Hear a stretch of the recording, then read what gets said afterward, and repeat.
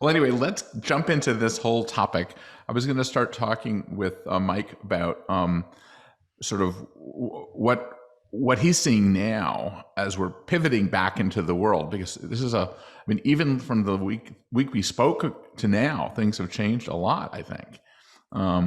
So Mike, tell us a little bit about what you guys are doing to pivot back, in many cases, to the new world. You've done an incredible job of pivoting to serve the world during this pandemic, but now things are changing rapidly. Why don't you give us a little bit about what your products are doing and how innovative you're being, and how you see the world right now?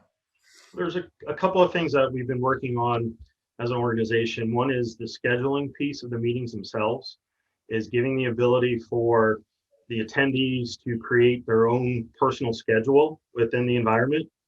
That's been a big ask because a lot of people want to move around and do things on their own.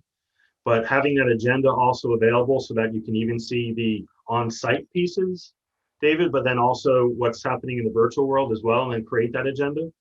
That's one piece that we've done a lot with. Our AI matchmaking is a really big leap as it relates to virtual, where the system will look at what people are doing within the environment, seeing who they're talking to, who they're networking with, what content they're looking at, and then you can press a button which would show your matches. So the system works with Amazon technology, and it will match you to different people within the environment that are similar to you. So that's AI matchmaking. And then also personal calendars within an environment. So let's just say you have an event that has multiple booths in it. So maybe each booth is a different vendor showing off their products, and you want to schedule a meeting with them. Before, it was difficult to actually schedule that meeting with people. And so there was products out there, third-party products like Calendly and other tools that were being used within the industry. But they were difficult to put together. They were difficult to connect into personal calendars through firewalls and things of that nature. So we built that directly into our platform. So now you have the ability to go in. If you're a booth representative, I'm manning a booth, I'm representing that booth. I can say I want to have meetings between 10 and 2, and I want to have 15-minute blocks where people can schedule those appointments directly with me. Those are just the built-in features. The other things that we've been working really hard on is partnerships and relationships with what I like to call third-party fun, because there's a lot of different things that you can do within a virtual environment. But what we're really trying to do these days is to have engagement, both from a virtual environment engagement, such as photo booths and the ability to have different types of music coming in, or just lots of different ways of engaging with individuals, but taking that engagement and bringing it also into the physical world, actually at a physical environment. So one of the things that Adam and I worked on was a 360-degree camera. And so what we did was we were able to work with Adam and his team to have this camera set up inside of the stadium during the graduation ceremonies, and people from anywhere in the world could click on the camera and zoom around and look around in this 360-degree view. Wow. Yeah, very, very cool stuff. Giving that ability for people to feel like they're there, to zoom in. They can actually maybe find their student and zoom right into them. So how do you do third-party fun? I love that. I have not heard an app called third-party fun yet in my entire career. How do you, where's the fun store? Well, we're working on that with our partners. And so we have different partners that bring different elements into it, such as games or photo booths, or lots of different tools that are out there that are coming online as we speak, that third-party fun. And then we build relationships with them. We introduce them to our clients and customers. We just had a webinar last week all about 3 of our partnerships. And so as we continue to add more of these partners, we like to call them, some will be embedded directly in our platform, such as in an iframe, so that it looks and feels just like it's part of it. Others you will have to punch out of the environment into a browser session, if that makes sense. But ultimately, that's an area that I see just continuing to grow. That third-party fun is introducing Adam and other customers to those technologies, to those partners to help with that, such as we're talking to one partner right now with RFID. So they have RFID capabilities at a physical venue where someone could walk up, have their badge on them, and then automatically be registered through the RFID that they went by this booth. So then that technology would then take that registration and push that back into our environment, so that from a reporting standpoint, you can see that at a physical location, this person actually went to a booth versus it all being virtual. So again, third-party fun is a key area that we're looking a lot to our partners for, and new partners. Have you found, the tried and true photo booth has been a winner for years and years. Is it still attractive? Is it a magnet for engagement? Absolutely, and on site as well. I mean, the Yeah, photo booth, both. you walk up to the backdrop, you shoot you snap a picture, and then you can put it online now. That's really, that's that hybrid piece. I actually am working with one partner that they do ice sculptures, David, and you take the ice sculpture physically on site at the venue itself, but you could then take that same ice sculpture and use it as a photo booth cover up. So like you take a virtual picture and then you can have that ice sculpture sitting there as the frame, if that makes sense. So you're inside the ice sculpture almost. You're inside the ice sculpture. Oh, wow. Exactly. So we're just in the beginning of this era. This seems like what you're saying about, and then what I'm going to do is ask Adam, about how he's using these practically, but it seems like you're creating a toolbox of things that are really getting ready for this pivot back, which is happening at a rapid pace. Absolutely. I mean, it's not just the webcast anymore that's coming live from the auditorium or live from the breakout session that's in the physical location of a hotel or a convention center. There's so much more that we're trying to bridge that gap between the two locations, such as games, where you have a game physically on site, but also everybody virtually can do that. Okay, so what's the biggest game that's working now? Right now, I'd probably tell you Kahoot is probably one of the big ones out there that's working very well in both a physical and a virtual environment. Am I supposed to know what that is? The answer is yes. So one of the things is what's called multi-screen engagement. Uh-huh. So it's purely not just the one screen that people are engaged with. So they're on a webcast or watching it, but they're playing a Kahoot game or another third-party game on their phone at the same time. So you would start off maybe with a QR code on the screen. You would start off with a QR code in the physical environment. People would pull out their phones. They would snap a picture of it. They would then have the ability to jump right into that game and have that, again, multi-engagement, multi-screen engagement is really key to having people enjoy both locations, either the physical location or the virtual location. Are the attendees in live getting into the multi-screen and just as big as the people in virtual? Yes. And so are they multitasking and bumping into things, or are they just sitting at the table? Well, it would be, say, like in a breakout session, yeah. In chairs, in an auditorium or things along that lines. Also, the ability for them to chat questions in where they're in a physical environment. We have chat built into our environment where if you're watching a webcast, you can chat a question off to the speaker. But if you're physical, they have to bring the microphone around, right? And ask people, do they have questions? Well, we have the ability now for people to just do that on their phones. Again, that multi-screen environment where they can chat the question in, the speaker gets it automatically, and then you can answer both people in the physical and in the virtual world.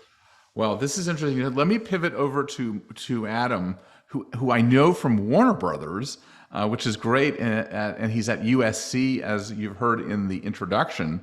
But he's bringing all of the tricks of the trade from that he's learned at Warner Brothers in his huge career to USC.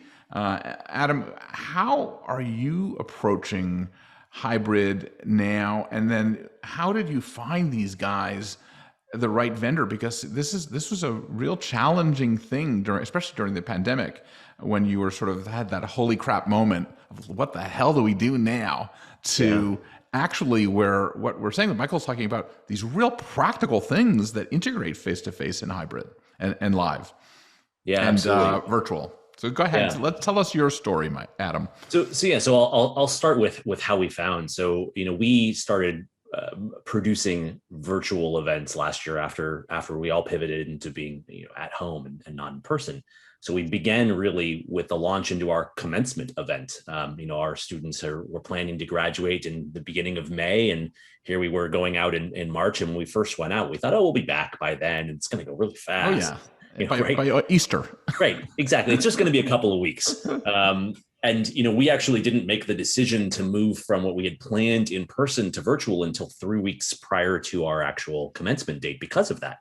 And so at the time, we didn't have time to research products. And so we built something. We had a company that we worked with, and we built a landing page that would host virtual content and could embed some chat and embed social media and video messages. And we went out and produced 12 hours of content and basically turned our streaming into broadcast television. And we broadcast all of these different events that we did for all of our graduates that were similar to what we would normally do for commencement. And after we finished that, and it was successful, and we had about 75,000 people that logged on during that day to tune in and watch their various celebrations for their time at the university. I sat down with my staff and said, you know what, who knows how long we're going to be in this? If we're starting to be at home during this fall semester, then we've got to be ready to do, a handful of events that need to be virtual. And when we look at what we're doing with things like commencement, and we have what we call our new student convocation, which kicks off our fall semester, welcoming in our new classes and bringing in 3,000 new students. We need something that's going to be more than just give them a broadcast. Well, you also have a history of taking events really seriously. Yeah. And I think it's the future of engagement is to have people participate in events, but not just perfunctory. Yeah, absolutely. I think we've always, my theory on events is that, you're about your participants in your program. And so you really have to look at it from the ground level up with everything that you do. And it's not just about, well, we're doing this nice thing, so let's just film it and throw it online. We have to be able to make sure that those at home are engaged in the same way. So we wanted to find a tool that we called a virtual campus. We wanted something where people would feel like they were coming to USC, even though it was through their screen. I felt very strongly that we needed to give people something that they had a connection to. And for us at the university, that connection is to the university. And so it was a way for us to cement their relationship and have them feel like, it's just another Zoom. No, while it is just another Zoom, we use Zoom as one of our broadcast technologies. They weren't going to Zoom. They were going to something that felt like they were at USC. And so we embarked in this huge process. We looked at 75 different vendor sites. We brought it down to about 20 that we looked at in depth, and then looked at 12 with hour and a half long presentations, and really worked through them with a large group from not just my team, but from across the university. And we came to 6Connex because they were the top of what we were looking for, to be able to create that experience that could embed our content in their system and completely customize it to make it feel like it was what we wanted to build. Can you dig a little deeper into that? Because, we're seeing lots of people that are doing virtual.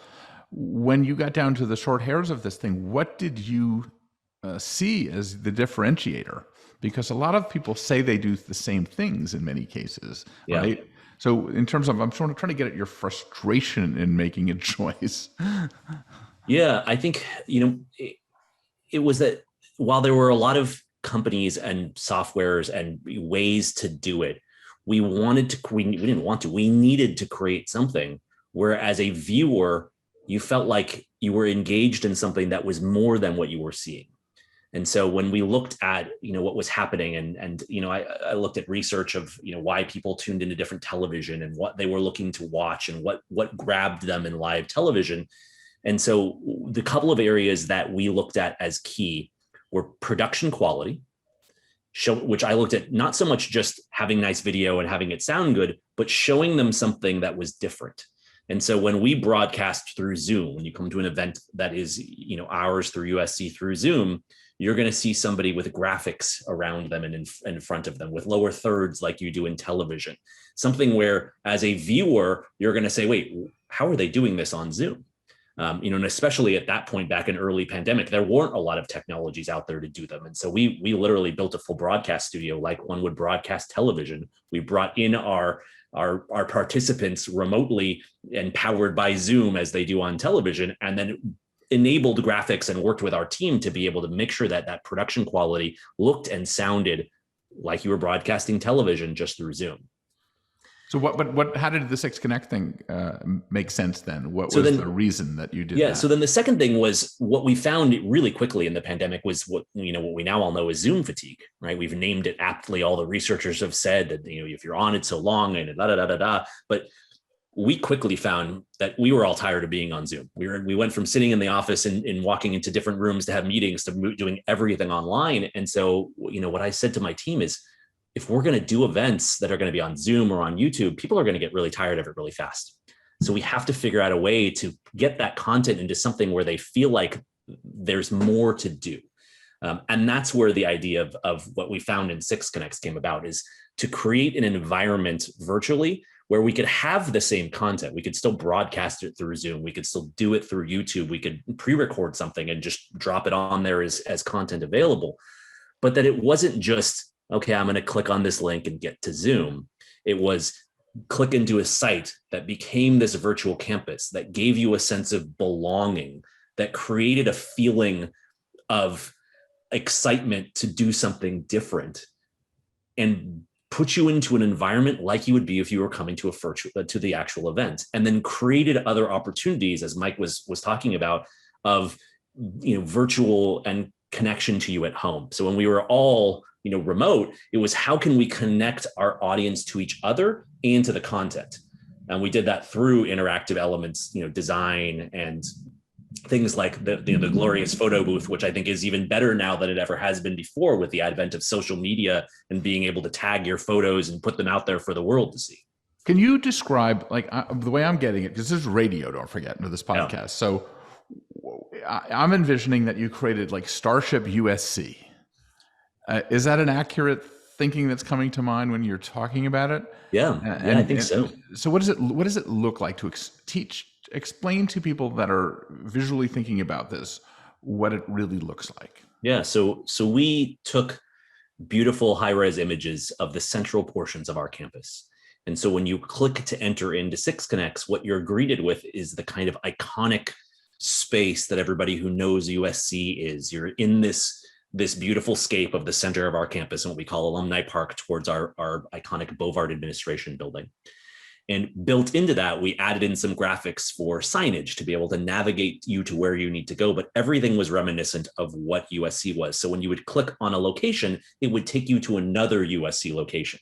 So wherever you were, you would be like, oh, look at there, I'm at Tommy Trojan. And oh, that's the building where I had classes in when I was a student. So the idea was to create that familiarity and that sense of belonging by the graphics. And again, these are just, really high-res images that we're overlaying some graphics in.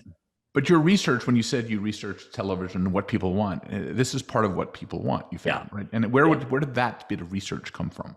The good old internet from everywhere. I think I'm one of those people that when I want to do something, I spend an enormous amount of time trying to figure out what the best practices from others. I think that, in this industry, we should, beg, borrow, and steal from each other, which helps us germinate new ideas. What is everybody else doing, and then what can I tweak, and what worked well for them or what didn't work well, but I think I can adjust. And so, I just simply kind of looked up tricks in the trades, and I have a background in television. I should also say, I studied film. I was in the film and television industry for a little while. I did, as you mentioned, work at Warner Brothers and the events department for a good number of years doing events there. But it was really for us about how we could take this time of uncertainty and the pivot that we knew we needed to make into this virtual arena and get better engagement by any trick we could find in the book to be able to get people to feel like they wanted to keep coming back. Okay, so everyone's sitting there waiting. What are the tricks? Because they want to steal them. The whole BizBash thing is letting people peek over the fence to see what other people are doing, because you can't get into someone else's event. Yeah. So let's peek over the fence to see what you are doing, and maybe it'll change the entire industry because you're such a big thinker in this world. Well, thank you. So I think thing one is production quality. That just doing a Zoom doesn't cut it. You've got to be able to have some production quality behind that, and that means a couple of things. That means not just having graphics and being able to pull in other elements and lower thirds, but it means rehearsal time. that bringing people in, having a pre-conversation, talking through the flow, really making sure that those things we do when we're in person aren't going away when we're virtual. In fact, they're even more so important because the technology can fail you. And so having a backup plan, knowing if this happens, here's what you're going to do. That stage management of sorts, is really important. And then what we found from the virtual arena and the hybrid side is that engagement in content is all still king, right? If you can't engage through content, then you're going to lose them even if you get them there.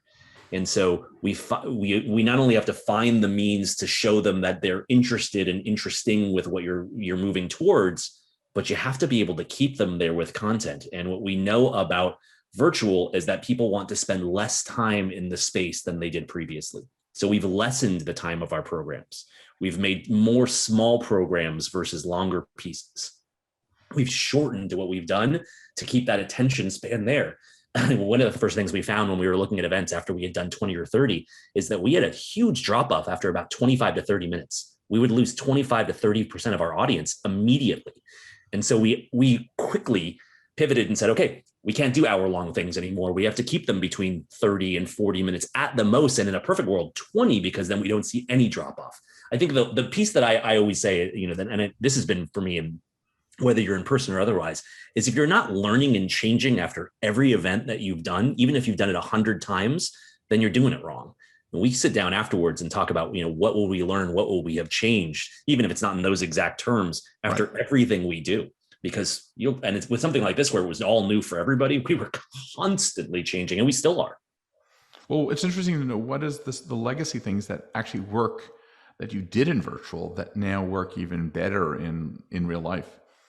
Yeah, that's a great question. Well, I think we found some things in the way we present, right? And I've always been a big advocate of that. When you present, when somebody is giving a keynote or otherwise, that the graphics have to assist and not be the presentation.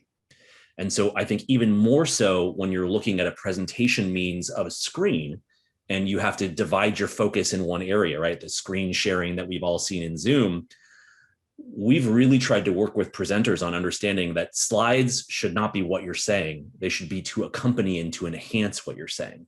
And I think it's had even a better effect than when I do that in person with folks, because the reality is they can see it. They can see that if I'm here talking to you and I've got the 3 points I'm talking about right next to me, that I'm going to tune you out because I've already read these by the time you've gotten through your first sentence. And are people looking at the presenter, or are they looking at the graphics? That's a good question, right? We don't know now in the same way because we're not in person and we can't see their eyes, right? When you're in person and you got a screen or you got some small screens or 2 screens on the side, which is kind of the standard that we've all known in the industry, you can tell where they're looking. If somebody's kind of staring off to the side, it's pretty clear that you're not engaged. But in this virtual space, you're assuming that they're listening and looking at the content because we don't see their faces. And so with that, the way we've looked at it and the way I've looked at it and how we're directing it is that we have to make our speaking more engaging and provide, if we're going to provide graphics, it needs to be, less about bullet points and more about accompanying things to show and kind of pops of information where you can grab attention and bring it back. What are the other interesting things? And this is actually something that Mike taught us, and I did some research afterwards, is there's this classification that 6Connex calls zombie users, which I think is a really interesting term. It's those that get onto a broadcast and then tune themselves out. And they're tuned out because at the end of the broadcast, when you shut down, you see 20% of the people that don't leave the Zoom afterwards. Let's say if Zoom is your medium, and you could leave that on for 2 hours and they'd still be there because they've tuned out. They've probably left their computer on and they've gone to the other room. Okay. So Mike, what do you do with zombies? I didn't think we get to zombies and we get to fun apps and we have a way of, we're making this almost fun, the whole thing. We have a way of removing. There's some special code that Adam and his team can put into our system and remove those zombies at the end of the webcast or at the end of the event. And that way it clears everybody out of the system, and then you can start fresh with your counters for the next day, if that makes sense. Do you get sort of tagged as a zombie and then they don't let you back in? It's not that you get tagged. It's just that the system will recognize that, the event is closed and there's 52 people still in it.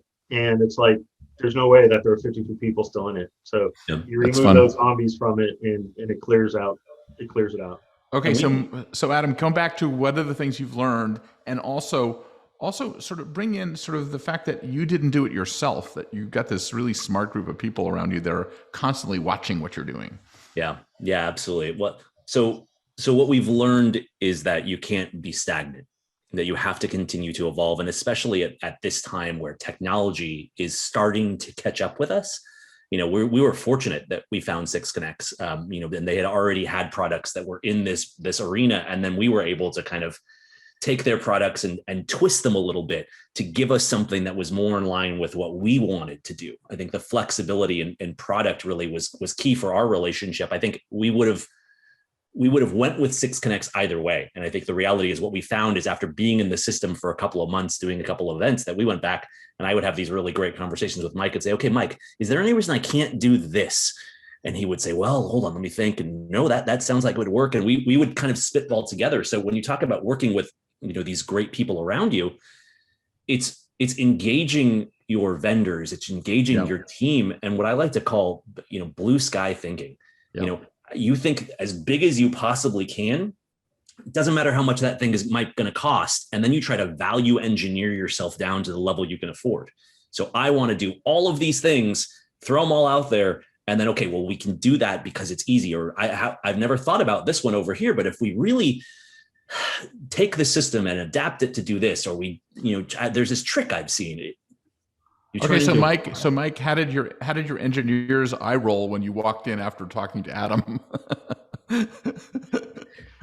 It's a partnership. Adam and his team have done a fantastic job at taking our platform and pushing the envelope in certain ways to help us grow it as well. They've really taken the visual piece of it. And I mean, David, when you look at some of their events, you're at the USC campus, or you're inside of the ballroom that's having this event, or you're inside of the man cave for their band, their head of their band, and looking at each of the different trophies that they've won, the band has won. And you can spin around that event and look at the trophy on a 360-degree turntable. I mean, again, it's taking multiple technologies and using them to their fullest. And that's what Adam and his team have been able to do, working with them together. Like Adam says, you throw stuff up on the wall, you see what sticks and what doesn't. And you have to push engineering at times, but sometimes they push back. Engineering can push back and say, hey, So. Well, one of the things we didn't answer properly, in my opinion, was the legacy stuff. Like, what is going to work in both virtual and in real life that you've invented using 6Connect? Yeah. So I think there are a couple of things, and Mike touched on a few of them earlier. I think the relationship between kind of interactive communication and in-person communication. So things like question and answer, virtual presentation. We know that we're going to continue on some of those means to be able to have that in both. One of the things we have seen really clearly is, at a place like USC, where we have a global audience, 450,000 alumni around the world.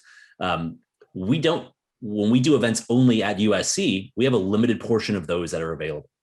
And so one of the things that we are going to continue to do is not only continue broadcasting, all of our events, and what 6Connex enables us to do is have that interaction at a presentation, is to not just put a picture up and send it away to those who are far, but to give them an environment where they can go to and feel connected in a similar way to those in person. And why we know that is because we've broadcast events for years. We've webcast, a handful of events every year for many years. But the engagement that we've seen, especially on something, like our commencement, which was truly hybrid. We had our commencement was over 7 days. We did 14 commencements over 7 days, 2 a day. We had 30,000 guests in person, along with 14,000 students, and we had 45,000 people watching virtually. Whereas normally when we do that in person, we have a larger in-person audience. We have about 60,000 people in person, but our broadcast audience is more like 1,200. And so you're seeing that just grow exponentially. And commencement is a great example of that, but we're seeing it on all events. When we get these reports from 6Connex and from Zoom and from YouTube on where the engagement is, and we can see that our international population viewing makes up 15 to 20% of our audience, that's an audience we could never tap before. What have you learned about their attention span and their engagement in terms of how do you, because right now there's a lot of controversy around, is it, will hybrid be what we think hybrid is, just turning on the camera, which really it isn't. But what is the formula for knowing when to do a hybrid event, when to do a real in-person event, when to do a virtual event? I mean, there seems to be rules that are going to be evolving on that. And I'd love to hear your wisdom on that.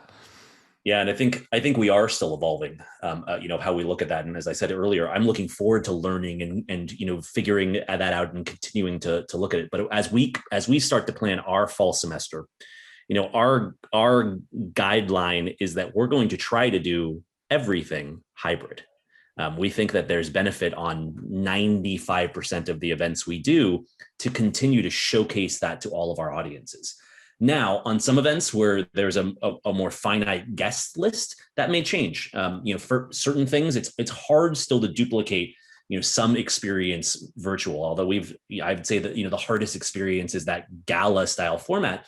But that's one of the things that we've done best, I think, in 6Connex. Well, how did you do that? How did you do that? Everyone's going to want to know how to continue doing a gala that you don't have to go to, but it's successful. Right. So we built out, and we've done this both fully virtual and hybrid. We build out a virtual ballroom. So we build out a virtual, you arrive to a virtual lobby, and the virtual lobby directs you to, areas like a virtual ballroom. When you enter into this virtual ballroom, it's set up with custom rendered tables and chairs. You can adjust the linen color. This is all, work that any graphic designer can do in a 3D program. And what you do is assign everybody to a table. So just like when you're in person, you come up, you get your table card, you're at table number 1, Mike's at table number 2, you head off to your tables and you sit down and you socialize with those people at the table. What we came to is that's so important, right? The level of engagement at a big event where you're just in a huge group of people versus at a table where you're at a finite group of people. And if you're in an industry like we are, that group of people at that table has been curated around you and around the host of the table so that you're engaging in a very specific way. And so every person on these virtual events would get a Zoom table number, and they'd arrive and they'd go into this virtual ballroom and click on table number 2, and that would take them to a Zoom room.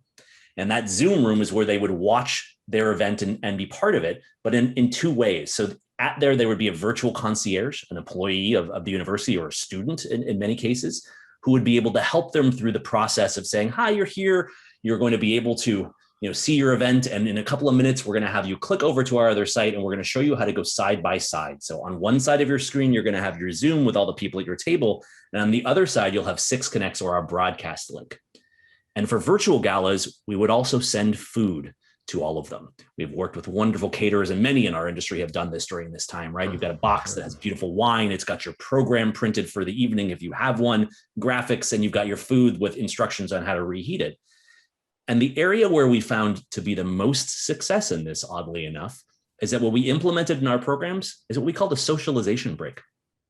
Right? If you think about it, when you're on Zoom and you're watching a program, you don't want to talk over the program. So in the middle of our program, we stopped and we said, everybody, now is the time for you to take a moment, talk to the people at your table, get to know each other, and have a moment to come together socially. We'd spend anywhere between 10 and 15 minutes, depending on the program, where we didn't do anything but let them talk. Wow. And we found that being the key level of success. So, we didn't lose anybody. I mean, for me, my whole thing about events, or how do you scale intimacy? Because people, if they're just in a big room, how many times have you been to a big reception and you don't talk to anybody because it's so intimidating? So you're sort of or you talk to the people that you already know because they're the people that you're comfortable with. So how do you, on those tables, is there some sort of facilitator, or does it just happen normally? So a combination. And I think one of the areas that we do with those table hosts that we have is that we really work with them on training them on not only the kind of technical side of how do you answer somebody if they can't figure out how to unmute themselves, or any of those arenas, but also give them things to engage. For instance, we always do a table picture. We get everybody together, we get them to take a picture. And amazingly, what we found, and I thought this was crazy when we first started to do this, when we do virtual galas, 75 to 80% of the people are dressed up at home when we do virtual galas. Yeah. They crave that experience so much that they will put on a suit, they will put on a tuxedo on a ball gown and sit at their kitchen table or on their couch at these events because they miss it. How do you facilitate the photograph and things like that? Somebody has to come in and say, oh, now we're going to do the photo. Yeah. So the table host has that set, and they take screenshots of our Zoom. They lay it out. We tell them how to make sure they hide people's cameras who have them turned off so they get a good shot. And then we distribute those. And they also work on engagement. Many times what we do, and this is why it works so well with some of our USC properties, is we have students that have scholarships in the program that we're doing a gala for, and they're the table hosts. So there's built-in conversation because they can say thank you. Yep. They can be engaged. Well, you're speaking my language, because I believe that event organizers are not event organizers anymore, but they're collaboration artists. And in order for us to connect people, it's not just the technology, it's how we use the technology. And it sounds like between both of you, Mike and Adam, that this is the perfect type of marriage where the collaboration artist and the experience creator work together to sort of make it so people become intimate with each other, and they want to remember their conversations and get to know people. And is that your sort of? It seems like your theory. Yeah, very, very true. One of the things that Adam keyed in on here is, what is hybrid today? And David, what we're finding, as an industry expert here, the definition is still not defined. The story is still out there somewhere. What is it going to be? What is it ultimately going to be as we continue to move towards, real hybrid events that are going on? Because it is unique and different, and everybody's still trying to figure out. There's no Webster's dictionary on what hybrid is, because it's changing every day. Do you think it's going to segment itself into deconstructing various audiences for different purposes, or is it like Mike Mingus? I think he was from in Las Vegas, talked about how that everything about events is going to be deconstructed, like recipes, and we're going to be putting people together who really when you take the algorithms, like TikTok does, and know exactly what they want, and make them so that they're going to be able to connect and meet. One of the things that the 6Connex platform we do really well at is keeping those environments open for an extended period of time, so that content is available, not just during the live portion, but what we're seeing is a lot of people coming back afterwards. Mm-hmm. Because ultimately, if you have a physical event, let's just say you have an organization, they have 100 people, and the owner and the wife go to Las Vegas. They go to the physical event themselves. There's still 99 other employees that have not gained any knowledge from that event because they're not there. And that's where that virtual piece is really starting to come into play. And those 99 other employees, they have to work during the day. So again, that content being available whenever is really another key feature of what virtual has to offer to customers.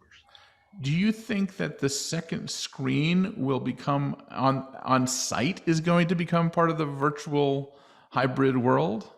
Yeah, we were already doing some second screen things before pandemic. I think it was becoming more readily, not just available, but more readily accepted and okay that people would like to have a second screen. And I mean, the QR code was kind of the beginning of it, which has been many years now. But I think we were just starting to see some technology hit that made that second screen experience better when we implemented AR and VR and some of those pieces. I think that there's two things. First off, I want to go back to something Mike said, because I think it's really important. I don't think there's one recipe for everything. And I think that, one of the areas that I feel really strongly about is that you have to examine, not just, it used to be we looked at our audience and we looked at a single audience. Your audience is now multiple audiences. And so when we look at how we are building our events, and to your point about the deconstructed, I think you have to deconstruct it to rebuild it based on what your audience needs.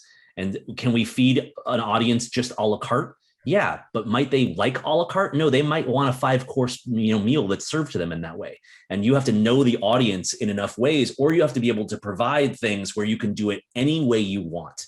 And to me, that's where I've always come, is that you've got to give somebody either the experience where you can sit them down and, strap them in and say, you're on our tour and we're going to make it great for you. Or you have to give them the experience and say, you can get on our tour, or you can experience all the things on our tour by yourself in any order you want by leading yourself through it. And I think virtual is the perfect example of that. When we look at hybrid and we look at the virtual content, we have some people that want to click in and they want to go and they want to follow the dotted line. And we have some people that want to say, screw that dotted line. I want to go from point A to point Z and then back to M and then to B and back and forth. And you have to have a technology that's flexible enough and a process that's flexible enough to be able to say, you can do whatever you want, and know when it's the appropriate time to use them. I think is always the key. As events professionals, one of the things that we get to do is tell people how to consume their content. We get to say, I'm presenting to you this beautiful thing that you should be looking at that is going to be impactful to your life in this way, right?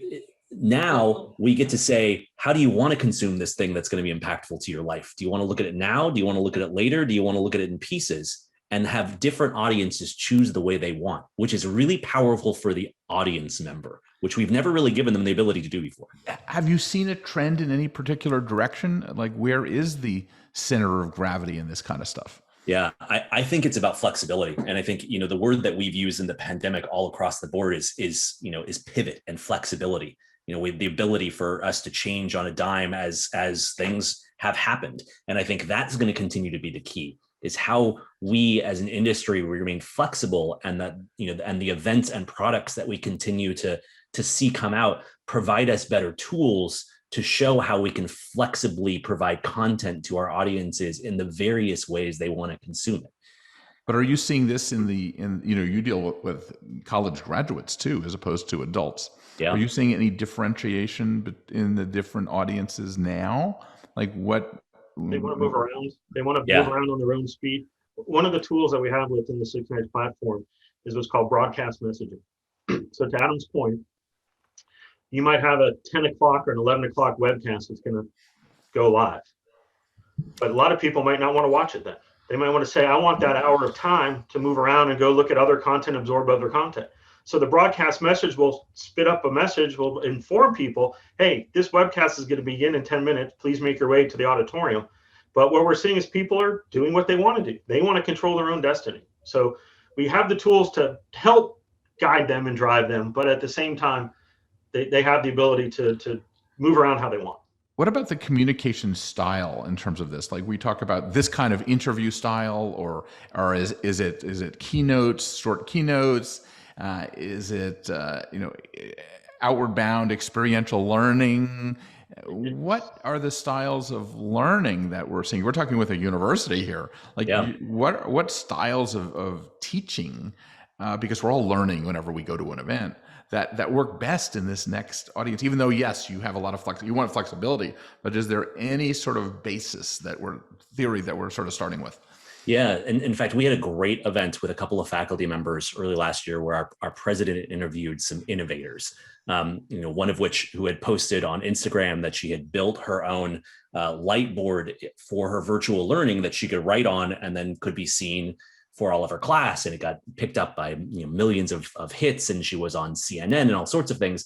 And I think what we're seeing in learning is the idea that more tools to be able to showcase more than just me sitting here and talking to you in different ways is the way that education is moving in that manner. And so we've picked off and pulled off a lot of that in kind of how we have looked at presentation, and again, what we've learned about attention span with virtual: shorter, more packed with content.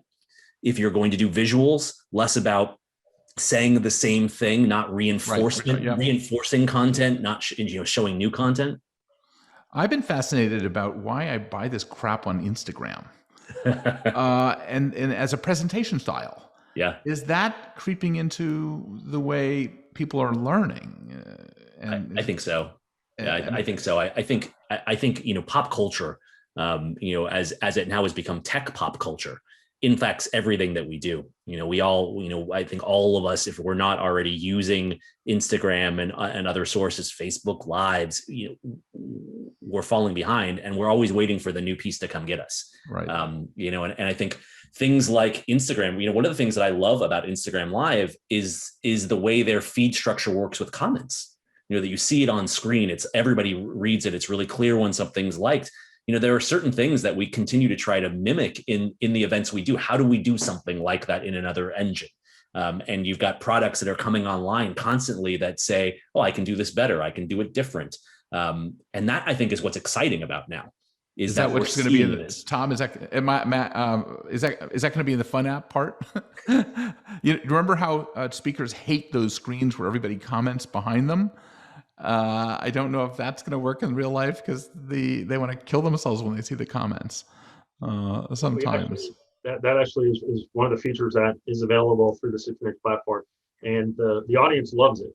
They love the ability to make those comments and just sort of be anonymous. But we also do have the ability for you to delete those if they're inappropriate. Oh, okay. So they can good. be controlled, if that makes sense. So in wrapping this up, I can talk forever about this. It's been so fascinating. I'd love to hear from both of you.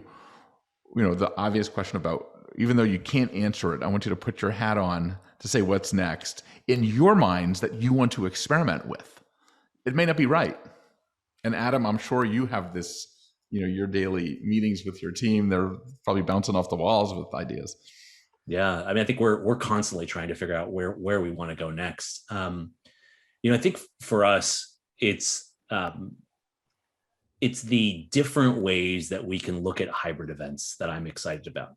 How we can integrate even more so the in-person and virtual to create communication between those that are on site and those that are virtual. And we're just really starting to see some tools that are hitting the market to do that. I think given the next 6 months or so, we're going to see a flurry of activity in the tech events scene. And if we're not, please, everybody who's listening to this, start generating your ideas and getting them out there to those in the tech scene, because that's where it's at. What ideas are you looking for? I think we're looking for ways to continue to engage that hybrid audience or that virtual audience once we're back in person. We know that we, for instance, at USC are going to be back in person in the fall. And we want to still engage that audience in overseas or outside of Los Angeles that we know was so engaged over this pandemic. We don't want to lose them. And so how do we do that when we have then half of the audience or 3/4 of the audience in person, and keep that other audience, not excited to be there and feeling like they're getting the same experience or better? I've been going to a lot of my board meetings and things like that with the virtual audience, and we forget the virtual audience is there. Yep. So it's interesting. Yeah. Mike, what do you think about what's next? That multi-screen engagement is going to be key, of having people both in the virtual world and in the physical world engaging with each other, engaging with the content, engaging with the speakers. We are just seeing a huge move from the PC side of things, PCs or Macs, to the mobile experience. So that's really just the numbers of people connecting via mobile is just going through the roof. Well, that makes sense because we're now out and about. So it varies based on age group. I will tell you that. I've got events that are done in colleges and in high schools and even elementary, where you see a lot of kids on phones. And then as you move up toward events that are in a little bit older crowd, they're more on the computer side of things. So, but what's nice about our platform, again, is the ability, we can see that, we can understand that, we can see it, we can make adjustments as needed. We are working on a better mobile experience for our customers because we see that need. It needs to be complete mobile experience for people. Fantastic. Well, why don't we, Mike, find out how we can get in touch with you, because this sounds so fascinating. I want to get on the fun app store right away and see what you got cooking.